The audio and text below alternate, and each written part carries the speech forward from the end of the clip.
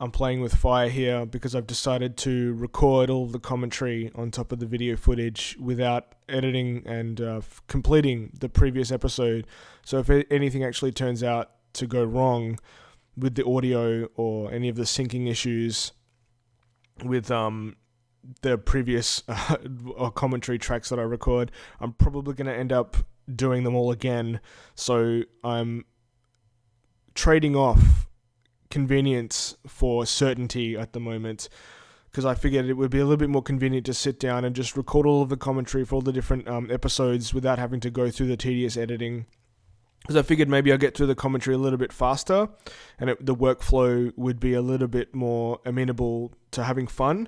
So that way I can just watch all of the footage of the Let's Play and commentate over the top of it, and then sit down and have, an intention to edit, instead of breaking up all of the tasks into editing and then watching.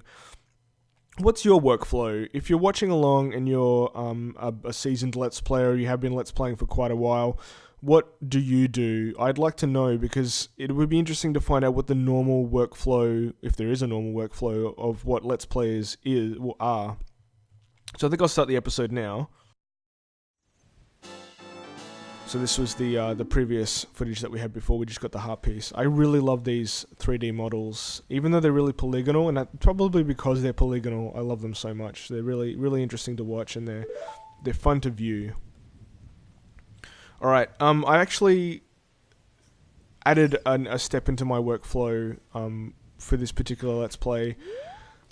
Well, for this particular part of the Let's Play, because before I was editing the video directly from what the capture box had outputted. So now, as you can see, we have 3 heart pieces. We only need one more to get another heart. And I think we'll be getting one pretty soon, but not this episode. So I actually re-rendered all of the video footage from the capture box so that I could de-interlace it, because this is obviously captured at 576 interlaced, which is the PAL format. Also tried to fix the telescening problem. So because I'm capturing, because there's a whole bunch of conversion between PAL and NTSC going on in that capture box, and then to progressive, between interlaced formats and then to a progressive format, I end up with a lot of frame ordering problems. Not ordering problems, but strange playback issues. I'll get lots of artifacts, and so I wanted to remove the artifacts so that when I do skip through footage, you don't see any artifacts. I think this is all a learning process, so hopefully this won't be too boring. Alright, I think now we have to... Yeah, I just suddenly remembered what we need to do is we need to head out to the guy standing at the bottom of Death Mountain. And this will trigger the mask trading sequence. And the happy mask trading sequence is not the most important part of the game, but I will complete it. I do want to complete it. So that's basically what we're going to do for this particular episode. We're going to get through the first few sequences of the happy mask trading sequence. So I'll head up to this guy at the bottom of Death Mountain and we'll have a talk to him. bit of a lazy movement here. I think I might be reading my guide at the same time, which I probably shouldn't reveal, but hopefully I'll get better as a Let's Play as things go on. And this won't be my first Let's Play. As you can see, I skipped through his dialogue.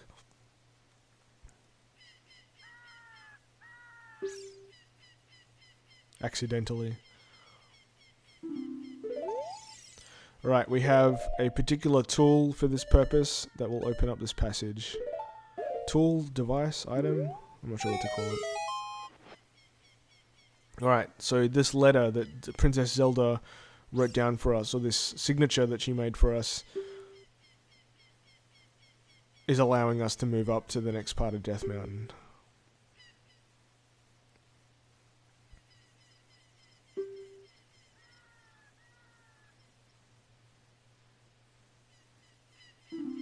Now, after opening up this gate, we should be able to see the first part of the Happy Mask trading sequence. It will activate the shop in Hyrule Market.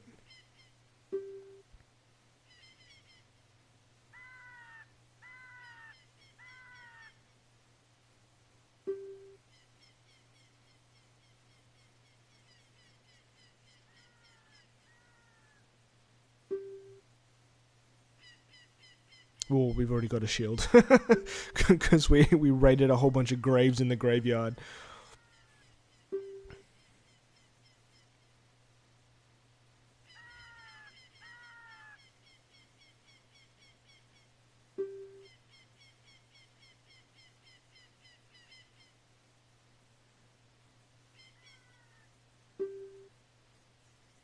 Obviously the guy who owns the Happy Mask shop is one of the antagonists in Majora's Mask.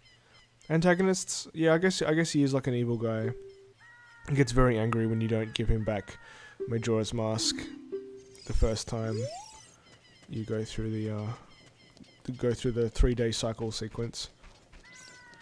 Right, we'll skip through the boring parts. There is going to be a lot of traveling, so I like doing skipping parts as we're jumping off things. So we're outside Hyrule Castle. Moat, or the drawbridge. So we'll play the sun song to make it day. As you can see, the little skull people head back into the ground because it's sun up.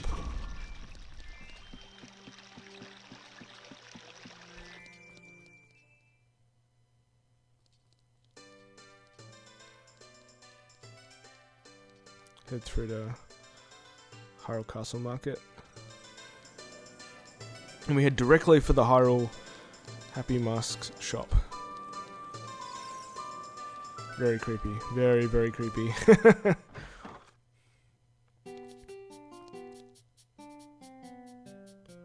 Hi. This is the reason why I don't narrate the text. Because I have no idea what this guy's voice would be. I feel like he would be like Mr. Sulu a little bit. You know, he'd be like, oh my. If you want to read the fine print, look over there. After you've sold all the masks, you'll become happy yourself. Have faith. So I feel like that's what his voice would be like.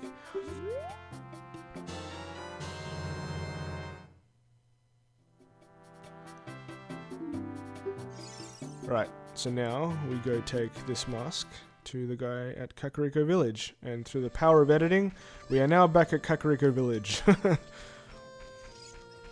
We'll take him the mask.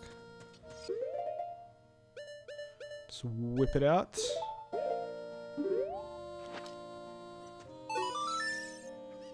It's actually kind of amazing. It just like zooms onto his face.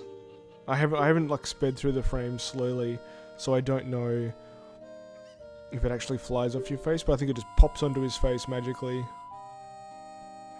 Key something. Yeah, as you can see, it just went boop onto his face. We made a little profit, but we will not always make a profit by selling these masks.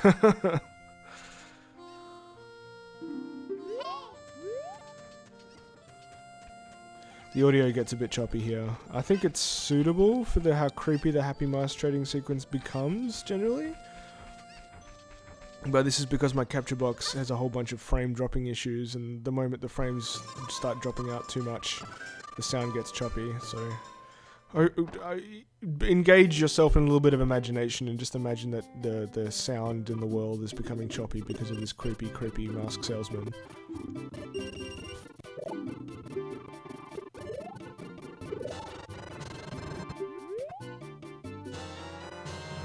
Alright, we got the skull mask. There's a couple of things we can do with this mask, actually. I think we end up with like a Deku Stick upgrade, and then we sell it, I think. So you got to make sure you don't sell it, otherwise you miss out on, 100% in the game completely. It's also fun to see the left C stick, the left C button blank. I always enjoy starting the game and seeing the C buttons blank. I don't know why. Because there's always an item there. You can't, remove all of the items from the C buttons. You can only assign a new one to the C button. And it's probably a good feature, really, so that you don't end up, having to get really confused swapping things out. Alright, I think we'll end the episode here. As you can see, it's nice and sunset time. Look at this guy here. Maybe I'll make this the thumbnail. I like looking at people. People's models are really interesting to look at. I find that with this game. And more annoying text from Navi. Right, we'll leave it here. We've now headed into a completely different area. We've headed into Death Mountain Trail. I love these cinematic sequences. That's one of the best things about recording this Let's Play. You get to watch these cinematic sequences back, because you only get to watch them once in the game. Right, we'll end it here. I think we head up to Goron City next time. I don't think there's anything else for me to end with on this episode. I think I covered everything. Alright, I'll see you guys next time.